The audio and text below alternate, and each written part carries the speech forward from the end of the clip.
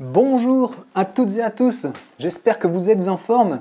Bienvenue dans cette nouvelle vidéo sur Carpodrome FR, vidéo numéro 111. On va reparler de pâte, comment faire une pâte pour aller pêcher.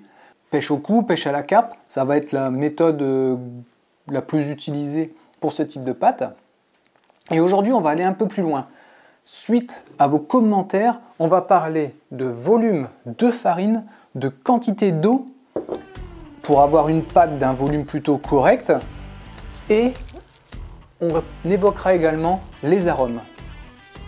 Allez, c'est parti. Merci beaucoup de continuer de vous abonner. Vous êtes de plus en plus chaque jour sur Carpodrome FR. C'est juste génial. La chaîne est jeune. On bosse pas mal pour développer toutes ces playlists. Donc merci beaucoup de continuer de partager. Je vous ai fait une vidéo il y a quelques temps. Je pense que c'était fin juillet. Donc il y a 5-6 mois.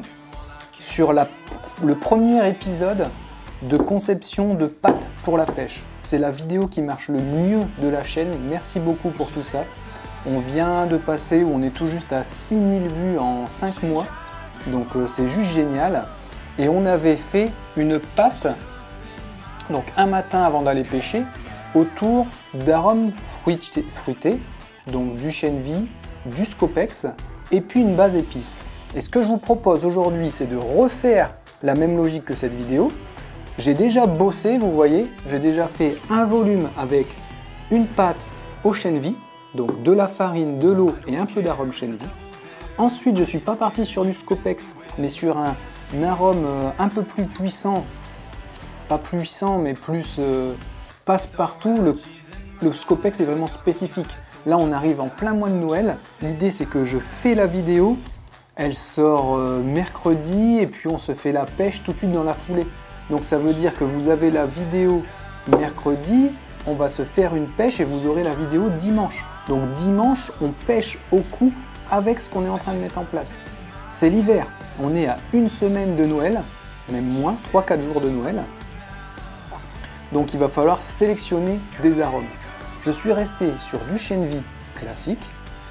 Je suis parti sur une base numéro 2, donc c'était le crème, avec un mélange de plusieurs arômes qui est du scopex, du tutti, de l'Indian Spice. Et ça, je l'ai déjà préparé avant pour pas que ce soit trop long.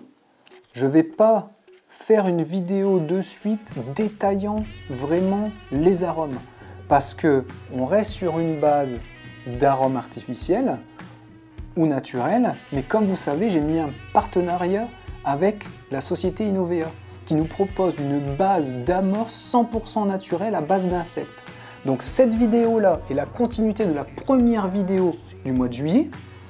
Pour aller un peu plus loin d'un point de vue volume de farine, quantité d'eau, pour que vous ayez une quantité de pâte raisonnable, sans que ce soit trop élevé, mais sans que ce soit non plus pas assez, parce que quand on a pas mal de touches, il faut quand même en avoir un minimum.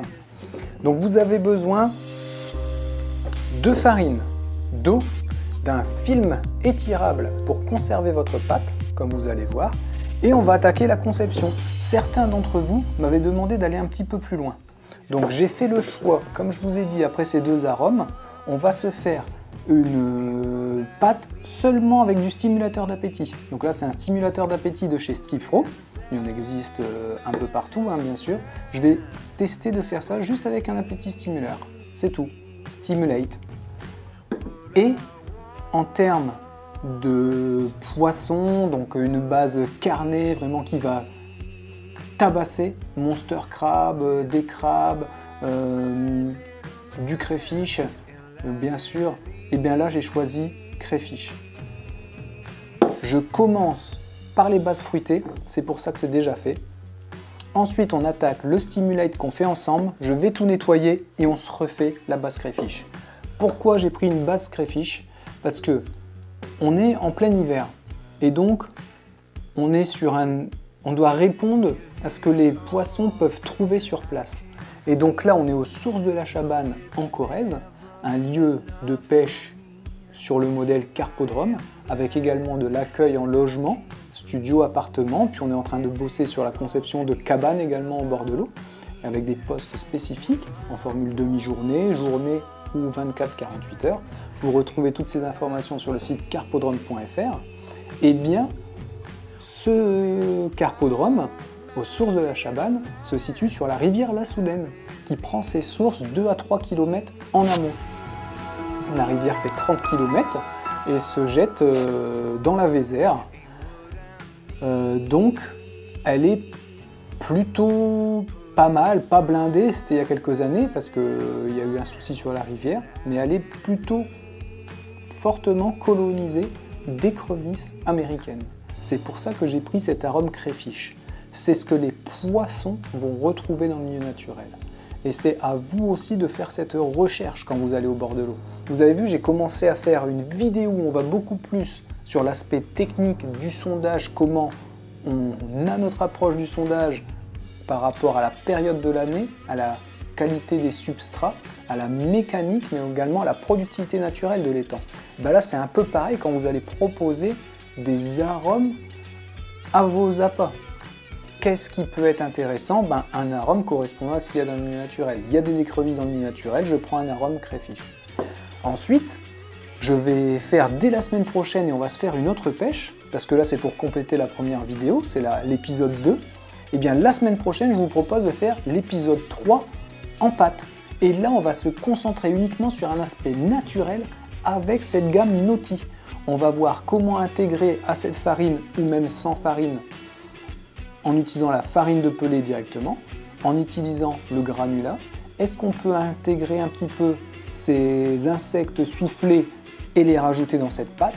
Et on va faire des tests de pâte et d'eau et aller pêcher dans la foulée. Voir si ça fait une différence vraiment entre ces pâtes plutôt artificielles bien sûr, et puis ces pâtes à base des appâts de la gamme Noti 100% naturel. Ça va être super intéressant, mais c'est la prochaine vidéo.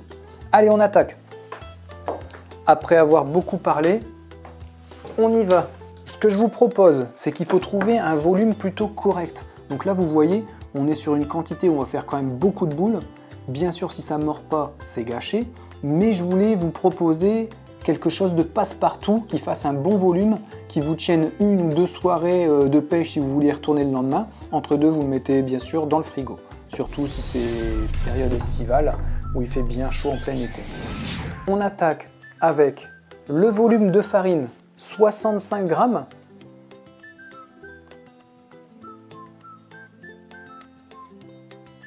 Le volume d'eau 30 grammes, soit 30 millilitres. Donc vous avez votre farine 65 grammes et l'eau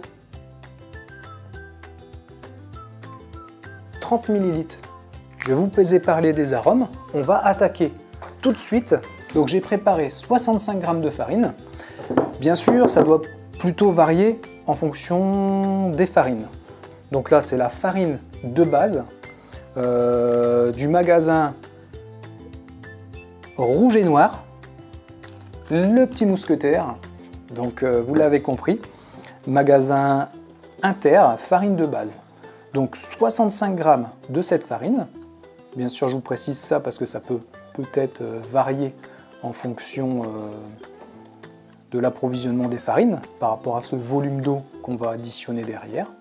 Donc vous avez vu, je ne mets rien d'autre. 65 grammes de farine. J'ai mis quelques gouttes de mon stimulateur d'appétit. Bien sûr, j'ai commencé par les arômes fruités pour ne pas que mes mains contaminent trop la suite. Et je finis par ce qu'il y a de plus puissant, le crayfish. Et voilà, j'ai bien mélangé mon arôme à ma farine et je vais faire en 2 mouillages. Donc là, on a nos 30 ml d'eau. Je mets à peu près 15. Au centre, vous voyez, j'ai fait un tout petit puits au centre et on va mélanger ça.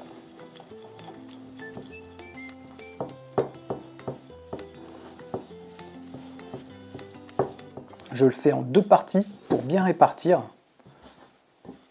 Et vous allez voir que la pâte, elle est finie automatiquement. C'est les bonnes proportions, tout du moins avec cette farine. Donc 65 g de farine, 30 ml d'eau. en 2 fois. Vous voyez? Donc là, j'ai fait la première fois et le premier mouillage avec quasiment la moitié de l'eau. Je répartis encore à nouveau avec un petit cercle au centre. Hop, comme ceci. Et je vais venir finir mettre carrément la fin de l'eau. Hop. Et je recommence de mouiller par le centre et on tourne. Et petit à petit, vous avez votre boule qui se met en place. On va évoquer également plus tard, on va partir au printemps sur une logique, je devais le faire cette année mais j'ai pas pris le temps, j'ai eu beaucoup trop de choses à faire avant. Dans la complémentarité de ces pâtes, de parler beaucoup plus des arômes, des farines, de la mécanique des amorces, quel type d'amorce utiliser en pêche au cou, en étang, en canal ou en rivière, qu'est-ce qu'on va rajouter à ces amorces pour qu'elles soient le plus efficaces possible en fonction des conditions et de la nature du fond. Donc vous voyez, la pâte est parfaite avec 65 g de farine, 30 ml d'eau. Après, vous pouvez évidemment faire du fignolage avec un pulvérisateur, mais ça ne va pas être nécessaire. Vous avez vraiment le bon compromis de pâte. Hop, vous voyez, j'ai tout pris. Et on a la bonne formule.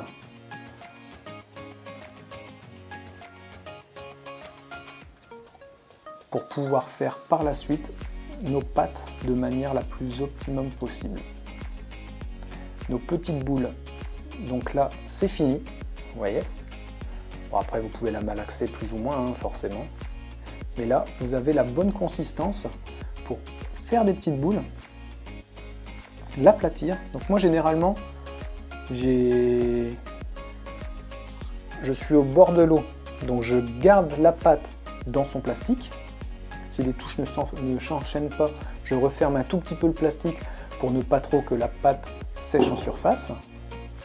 Ensuite, j'ouvre le plastique, je prends une toute petite boule comme ça, et là je vais venir l'aplatir.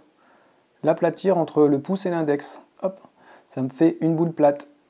Et du coup, je pose l'hameçon là-dessus. Je vais rabattre de l'autre côté en laissant l'ardillon passer d'un côté. Je ferme et c'est tout. Ma pâte est emprisonnée sur mon hameçon. Je vous montrerai plus précisément au bord de l'eau, en action de pêche. J'essaierai de faire des zooms. Comme là, j'espère que ça va être pas mal en termes de présentation. Dites-moi ce que vous en pensez, ce type de vidéo, et surtout si vous avez des idées d'autres vidéos. Ça, c'est super intéressant et important pour nous aider à améliorer la chaîne par la suite. Mettez des commentaires et puis comme ça, je réponds plus facilement et les vidéos sont plus pertinentes par rapport à vos attentes. Ça, c'est super intéressant.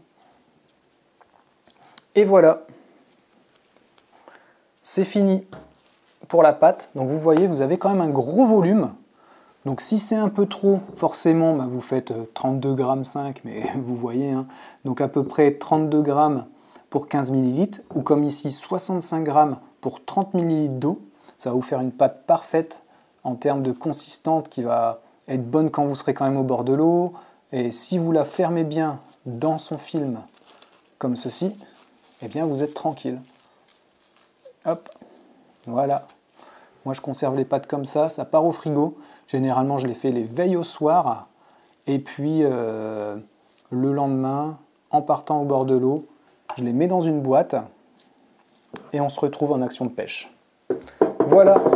J'ai fait ma chaîne vie, ma crème, ma Stimulade avec le stimulateur d'appétit de chez Cipro et je vais finir par une crayfish. Ce que je vous propose, c'est de faire cette crayfish en accéléré et puis on se retrouve pour la petite conclusion et on parle des futures vidéos. A tout de suite.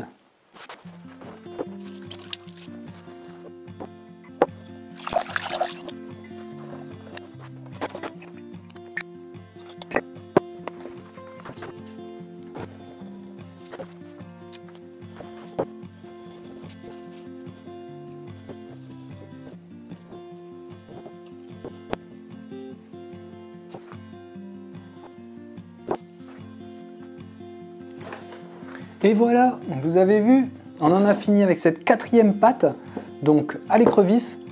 je vous confirme, ça arrache. Donc dans les arômes, je vous avais déjà dit sur la première vidéo, mais si vous ne l'avez pas consulté, bien sûr, allez-y vraiment très très doucement. Les poissons ont une caractéristique, c'est qu'ils ont un sens olfactif très très développé. Donc pas besoin de faire une différence sur un arôme beaucoup trop fort. Si vous le sentez à peine, c'est que c'est bon. Il n'y a pas de problème pour les poissons, ne vous inquiétez pas. C'est plus une mécanique des amorces, une mécanique de notre présentation. Pêcher où les poissons sont, ou les faire venir sur notre zone où on veut qu'ils viennent et les faire rester dans le temps, qui est super important par rapport à un arôme surpuissant qui va avoir un effet négatif par rapport à proposer quelque chose de très délicat olfactivement parlant. Voilà, merci d'avoir suivi cette nouvelle vidéo, la vidéo 2 sur la partie pâte. On fait nos pâtes, préparation de la pâte pour pêcher, pêche au cou, pêche à la carpe au cou, pêche à l'anglaise au feeder, même si c'est plus compliqué à fixer, mais il y a quand même des techniques. Mais généralement, ça va vraiment être au cou, carpe au cou et bien sûr en pêche en mer.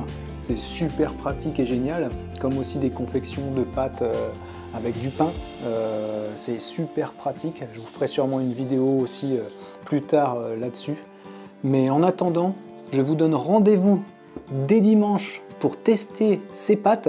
Donc une écrevisse, une stimulette, une crème et une chènevis.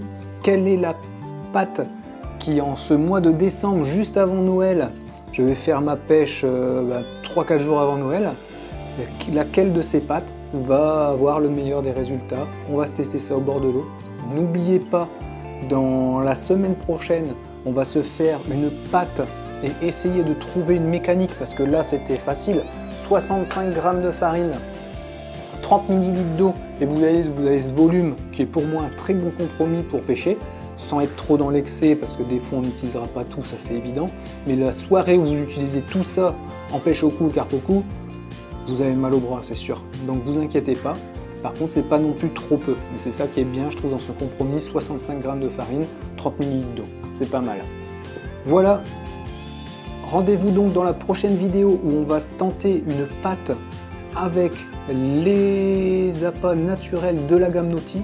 Quelle quantité de farine et de granulats on va mettre et est-ce que ça va être cohérent?